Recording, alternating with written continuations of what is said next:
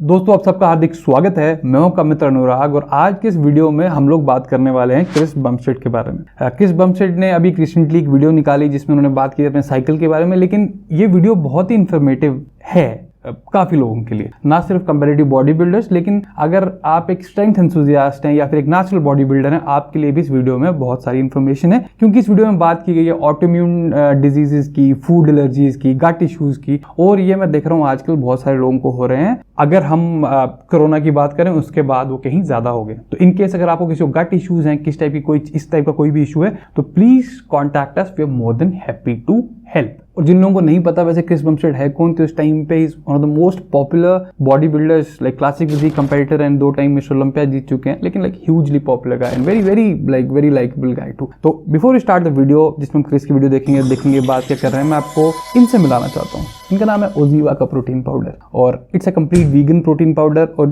जो लोग बोलेंगे वीगन है तो क्या सारे अमीनो एसिड्स हैं? एब्सोल्युटली हैं। हर 36 ग्राम की सर्विंग में 30 ग्राम प्रोटीन है। और जो एक मेरा रीजन होता है इसको रेकमेंड करने का, वो क्या होता है, इसमें कोई आर्टिफिशियल फ्लेवरिंग्स नहीं है, कोई इसमें आर्टिफिशियल शुगर्स नहीं है, ऑर्गेनिक पी, ब्राउन राइस, किनुआ है, तो मतलब एक बहुत ही हाई क्वालिटी प्रोटीन है। लेकिन इसकी एक दिक्कत है, बहुत सारे लोग जब इसको पियेंगे, हमें नॉर्मली प्रोटीन शेक जो पीने की आदत होती है वो मीठे पीने की आदत होती है, लेकिन ये हमारा मतलब पर्सनली मेरा जो इसका रेसिपी है वो ये रहता है कि इसको पानी में डाला जैसे नॉर्मली शेक बनाते हैं, तो उसमें नमक डाल दिया, थोड़ी हरी मिर्च डाली, थोड़ा धनिया डाला, और जो सत्तू बनाते हैं ना, अगर उस टाइप से बनाओगे तो ये आपको बहुत टेस्टी लगेगा। और मतलब पर्सनली मैंने ये देखा, जिन लोगों का इश्यूज होते हैं तो आर्टिफिशियल स्वीटनेस या फ्लेवरिंग जो हैं वो दिक्कत करते हैं। तो अगर आप वीगन हैं and you have muscle building goals and everything, तो this can be a good choice to have. और इवन अगर आप एक नॉन वेजिटेरियन है, आई हाईली रिकमेंड कि आप वीगन सोर्स ऑफ प्रोटीन भी रखें, जैसे स्प्राउट्स हो गए, किनुआ हो गया, उस टाइप की चीज, तो this can also help to supplement. तो आइए अब वीडियो शुरू करते हैं।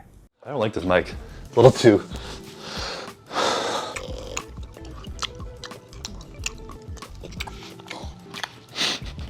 I don't even want to know what that sounds like. I'm not gonna be able to listen to it myself. But yeah, so back to my point. I'm not supposed to eat beef right now because I did a LRA test, which is a lymphocyte reactivity assay, and it's to show different things. I don't know the proper word that your body doesn't react well with, and it can cause oxidation, inflammation, just stuff that your body doesn't like. And it was like a $2,500 blood test with 12 different vials that came out, and they used my blood to test it with all these things. And a few things that came back were like beef, tuna, sugar. There's a seaweed, the color green, the color blue, like green dyes, and it just showed me that this stuff isn't stuff I should eat, or at least cut it in my diet for like 6 months. Okay, तो अभी Chris बात कर रहे हैं $2,500 का test इन्होंने कराया, जो कि ऑलमोस्ट 1.5 लाख रुपए, पौने 2 लाख रुपए का टेस्ट है। ऑफ कोर्स कराना थोड़ा मुश्किल है मैक्सिमम लोगों के लिए, लेकिन इसका मतलब क्या है, तो थोड़ा मैं आपको कंटेक्स्ट देता हूँ। जो क्रिस की एक ऑटोइम्यून किडनी कंडीशन है, बड़े सारे लोगों ने पहली बार ऑटोइम्यूनिटी का नाम सुना होगा। सबसे कॉमन ऑटोइम्यून कंडीशन जो आप सब लोगों को पता होगा वो टाइप 1 डायबिटीज है। गाइस, मैं हमेशा बात करता हूँ कि टाइप 2 डायबिटीज है, प्लीज कॉन्टैक्ट अस। हम इसको मैनेज करने में और बहुत केस में रिवर्स करने में बहुत सक्सेसफुल रहे हैं, लेकिन टाइप 1 का आई डोंट नो उसको कैसे किया जाए। तो थोड़ी बात करते हैं कि ऑटोइम्यून कंडीशन होती क्या है। एक ऑटोइम्यून कंडीशन में क्या होता है कि जो आपका इम्यून सिस्टम होता है वो आपकी बॉडी को ही अटैक करता है। जब भी इम्यून सिस्टम आपका बाहर का बैक्टीरिया वायरस सेंस करता है तो ये आर्मी भेजता है कि भाई इनको मार काट के आओ, खत्म कर दो, निस्तो नाबूद कर दो। लेकिन ऑटोइम्यून कंडीशन में क्या होता है, आपकी बॉडी क्या करती है, लेट्स से हेल्दी जॉइंट्स हैं, सेल्स हैं, उन्हीं को अटैक कर देती है कुछ एंटीबॉडीज रिलीज करके। तो इसमें अपना इम्यून सिस्टम ही हमारा दुश्मन बन गया। तो वो कंडीशन है क्रिस को किडनी की, मतलब किडनी का कोई ऑटोइम्यून डिजीज है। अब जो ऑटोइम्यूनिटी है बड़ी सारी क्लियर नहीं है चीजें कैसे होती हैं, लेकिन जो पहली बार ये चीज रिकॉग्नाइज की गई थी वो 50 साल पहले की गई थी। एक हमारे साइंटिस्ट थे मैकफार्लेन बर्नेट, और इनकी Nobel prize winning hypothesis forbidden clone. तो तब पहली बार थोड़ा आइडिया हुआ था ऑटोइम्यून कंडीशन क्या होती है। अब टेस्ट की बात करते हैं जो क्रिस ने कराया, इसको लिम्फोसाइट रिस्पॉन्स एसे बोलते हैं, LRA टेस्ट बोलते हैं। तो इसमें चीज ये दिखी जाती है कि जो भी चीजें रेगुलरली खा रहे हो तो उसमें कोई ऐसी चीजें हैं जो आपको दिक्कत कर रही हैं। तो अल्टीमेटली क्योंकि फूड एलर्जीज का और ऑटोइम्यून कंडीशंस का एक हाइपोथेसिस है, एक बड़े सारे लोगों के, बड़े सारे रिसर्चर्स के दिमाग में एक चीज है कि कुछ कनेक्शन जरूर है। अभी तक कोई प्रॉपर कनेक्शन एस्टैब्लिश नहीं हुआ, लेकिन डेफिनेटली जो ऑटोइम्यून कंडीशंस हैं गट के साथ उनका कहीं ना कहीं लेना देना जरूर है। तो इसी चक्कर में जैसे बीफ हो गया या टूना की बात कर रहे हैं तो उनको प्रॉपरली सूट नहीं कर रहा। मैं वैसे एक आपको कंटेक्स्ट बताता हूँ। जो फूड एलर्जी टेस्ट हैं मैंने अपने बहुत सारे क्लाइंट्स से कराए हैं, बहुत सारा देखा, हमने एक बार गट बैक्टीरिया टेस्टिंग भी कराई है, लेकिन टू बी ऑनेस्ट मुझे कभी भी एक्शनेबल आइटम्स नहीं मिली। तो अगर अभी क्रिस का ये वीडियो देख के आपको लगे कि आपको टेस्ट कराना चाहिए, मैं रेकमेंड करूंगा ना कराइए। उसके और भी बेटर तरीके हो सकते हैं इस चीज को ठीक करने के, लेकिन इस टेस्ट से कोई खास पता चलता नहीं। I'm going to be trying not to eat any of those things for 6 months, and hopefully that helps me with my inflammation, my autoimmune, and all that good stuff. Because a lot of autoimmune issues come from the gut. So me helping that is helping my autoimmune, hopefully. But there's a lot of stuff I've been focusing on my health. I've started seeing a new doctor. Her name is Dr. Lion. She's a gangster. She has a bunch of stuff on social media as well that's talking about just cool progressive healthcare stuff on being extra healthy. So I'm working with her on being my best healthy self in the Olympia this year. And right now, that's why I'm going to be taking 4 days off training because I'm getting blood work done this weekend. And a lot of times as bodybuilders, when you train really hard, it can increase your creatinine levels and higher stress and inflammation in the body and can affect your blood work a little bit. So to get a better baseline, you're supposed to take time. इसमें Chris एक बड़ा कमाल का point बनाते हैं और ये सबको ध्यान में रखना चाहिए कि जब भी अपनी टेस्टिंग कराते हैं, जैसे लेट्स से मोस्टली सीबीसी हो गया, केएफटी, एलएफटी हो गया, आपका क्रेटिनाइन लेवल्स हो गया, सी रिएक्टिव प्रोटीन हो गया, तो अगर आपको सही वैल्यूज देखनी है तो 3-4 दिन ट्रेनिंग से ऑफ लीजिए अगर आप बड़े हार्ड ट्रेनिंग एथलीट है। क्योंकि कई बार क्या होता है, जो हार्ड ट्रेनिंग होती है मसल्स टूटते हैं, क्रेटिनाइन लेवल्स थोड़े हाई हो सकते हैं। तो इसलिए it's good point two have कि अगर एक फुल बॉडी टेस्ट करा रहे हैं 3-4 दिन ऑफ लीजिए, एग्जैक्ट वैल्यूज आएंगे। Off before going to the gym and before getting blood work. So next 3 days, taking off the gym after today, and then blood work on the weekend, making sure I'm healthy. And after that, we're going to be starting my off season. A little bit late, but I've been training hard and doing everything right. But my supplements have been very low this year. They're 2 centuries. I'm trying not to say specific words because I don't like talking about it because people take stuff and run with it and copy it, and I don't want that to be the point of this.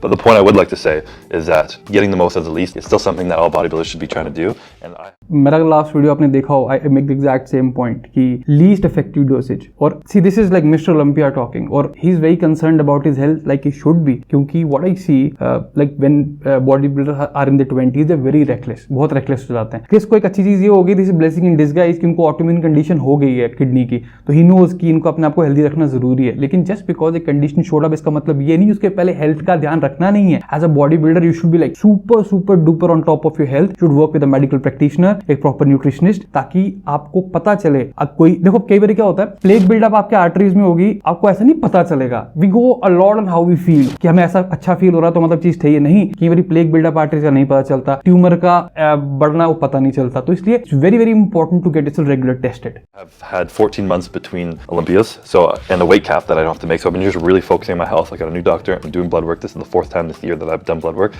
and it's been getting better and better progressively. So the more you know, the more you can handle stuff, and that has helped with my stress around my health that I've had in the past due to my autoimmune. So I've been, like I said, very low dose in my supplements that I've been doing. I'm going to be going up a little bit more after this if I'm healthy.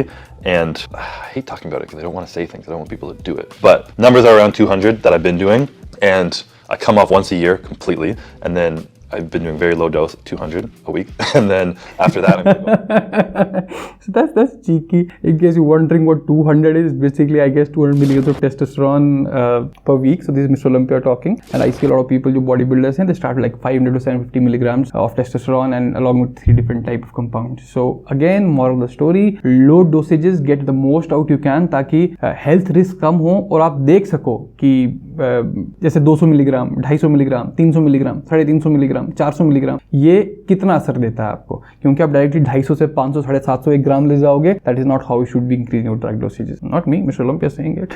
It's like 500 maybe, and that's going to be my peak off season. And with that, my body can easily get up to like 265 if I'm training and eating perfectly. And again, this is where the emphasis I want to put on a lot of things right now. Number 1 is health. Be healthy. Get your blood work done. Find a doctor who's going to help you do stuff as properly and effectively as you can so that you're not being stupid. And number 2, as a bodybuilder, do the basics before anything. Make sure your training and your eating is perfect before adding more supplements to the mix, because it's literally pointless. You don't get. Absolutely, what a great point. Like again, same point that I made in the last video. वो क्या था? वो point ये था कि make sure you know diet and training. उसके बाद drugs आपको help करे. What people do is 1 साल की training हुई नहीं and they use drugs and a lot of drugs to compete. Nah, that is not how we do it. पहले like you अगर let's say current stage आपकी क्या है? You are little body fat ज़्यादा है, cut down, ठीक है? उसके बाद 7-8 महीने के लिए lean gaining, not like bulking, लेकिन lean gaining यहाँ पे muscle mass gain कर सको. And 3 से 4 महीने के लिए get in ripped photoshoot condition naturally. बिल्कुल possible हो सकता है. We've done this. Check our peak week वाला पार्ट जो हमने किया था. 3-4 बार ये काम करोगे, first time you can actually compete naturally. उसके बाद अगर ड्रग्स यूज करनी है थोड़ी सी करो ना यार, ताकि थोड़ा सा आपको बताए कि वो है क्या. लेकिन यू स्टार्ट ऑफ 3 महीने की ट्रेनिंग के बाद you want to compete, that's stupid. ये किसी और स्पोर्ट में नहीं होता. लेट्स अज्यूम आप एक वेट लिफ्टर हो या फिर आप फुटबॉल क्रिकेट खेलते हो. 3 महीने क्रिकेट खेलने के बाद कोई इंडियन टीम में खेलता है क्या? नहीं खेलता. लेकिन बॉडी बिल्डिंग में सब चलता है. Same out of that shit as you would from the training, and I've proven that to myself. When I was young, I used to run a typical cycle that most bodybuilders would, still very low amounts, but typical amount of compounds, like 4 or 5 compounds throughout a prep, and now I'm down to like 1 or 2, and I've decreased everything and looked much better because I've been more efficient. I'm older now, more muscle maturity, but I've also just focused more on. देखो एक चीज क्या है कि जब you want to grow your musculature तब drugs ज्यादा लगती हैं विदाउट अ डाउट, लेकिन मेंटेन करने में बहुत कम लगती हैं। अब एक पार्ट और है, अगर आप हेल्दी होगे, if you healthy, let's say kidneys है healthy, your liver is healthy, your heart is healthy, आपकी जो बॉडी होगी डाइट को प्रोसेस ज्यादा बेटर करेगी। तो अगर आपको लग रहा है बहुत सारे कॉम्पिटिशन बैक टू बैक लड़ रहे, मैं तरुण की बात करूं, तरुण गिल की बात करूं, तो ये वाटरी दिखने लगे हैं। क्यों? क्योंकि अगर बॉडी अंडर स्ट्रेस होगी, कॉर्टिसोल आपका अप होगा, तो body holds lot of water. So don't get your body under stress, क्योंकि हेल्थ के हिसाब से तो अच्छी नहीं है, लेकिन परफॉर्मेंस के हिसाब से वो चीज बढ़िया नहीं है। All year being on my diet, on my training, on my health, on everything perfectly, and it's allowed me to hopefully extend my career much further than it should have been given the fact. मतलब Chris क्या बात कर रहे हैं? Diet, training, health, diet, training, health, diet, training, health, medical supervision, ये remember सारी चीजें, ये सारा सपोर्ट सिस्टम चाहिए if you want to be a good comparative body builder. I already have an autoimmune disease, and the fact that each year I've gotten healthier with a health condition from 2018 is proof that it's been working. I've also won 3 Olympias with minimal supplements compared to myself in the past and what I like to assume compared to most people that I'm against. So I'm not really sure the point of all this, but pretty much I just want to really stress on anyone getting into bodybuilding, focus on the basics and the consistency of food and training before absolutely anything, because all that matters. And if ever you want to dive into the supplements, wait until the last possible minute if you even want to do it, because they can have life-lasting negative effects to your fertility, to your sex, your libido, to your hormones, your skin, your acne, everything. And what are you doing it for? Are you going to win the Olympia? You know, probably not. Sorry. Only very few people want to win the Olympia. So like, you're probably not going to. Just don't fuck your shit up. Don't be an idiot. And if you love, मतलब what a great point again by Chris. कहते क्या मतलब क्यों इतने drugs लेने हैं? Olympia जीतोगे, बहुत कम लोग जीतेंगे। इवन लाइक क्रिस खुद ही बोल रहे हैं, he knows the reality part of it. और एक चीज ये बड़ा इंटरेस्टिंग बताते हैं, जैसे 2 टाइप के ड्रग्स होते हैं, लाइक 3 अगर क्लासिफिकेशन की बात करें तो we have testosterone derivatives, we have DHT derivatives, we have 19 non steroids, जैसे मोस्टली आपका डेका हो गया, ट्रेन हो गया। डेका का एक शॉट, राइट, एक बार डेका सिस्टम में चला जाता है तो हो सकता है आप 6-8 महीने या 10 महीने तक रिकवर ना करो। मतलब there is something called half life of a compound, ये आपको पता होना चाहिए before you inject it. Half life का मतलब ये होता है कि कब तक ऑलमोस्ट इसका आपकी बॉडी के अंदर एक अप्रिशिएबल प्रेजेंस रहता है। मतलब अगर डेफिनेशन जाओ तो जितना हाफ होगा कितने पर्टिकुलर टाइम में। जैसे ट्रेन है, डेका है, ये बड़े स्ट्रॉन्ग स्टेरॉइड्स हैं। और क्या आपको पता है कि जब आप प्रेप कर रहे होते हो या अगर आप अंडर स्टेरॉइड्स होते हो, उस टाइम पे आप इनफर्टाइल होते हो। So as a man you are infertile when you taking steroids. कुछ लोगों में ऐसा होता है कि they are infertile for life. बहुत कम लोग होते हैं, लेकिन ये पॉसिबिलिटी होती है। So all I want is you take informed decision before getting drugs inside your body. Drug से बॉडी बनती है, ये नैरेटिव थोड़ा और बढ़ाइए, बड़ा कीजिए। ड्रग से साइड इफेक्ट्स क्या होते हैं, long term, medium term, short term, ये सारे पता होना चाहिए। उसके बाद आपको लगता है कि ड्रग्स लानी चाहिए, लगाइए। India is a free country, everybody can do whatever they want. training, just fucking go after all the other things. There's a few things like natural supplements that actually have been proven to work, like turkesterone, Tongkat Ali, Fedosia agrestis, and a bunch of things that people can take as well as creatine, protein, and all this shit, the basics. So focus on that stuff first. But it is super fascinating. More into progressive healthcare stuff. That's what I've been really fascinated by. Is I have been taking.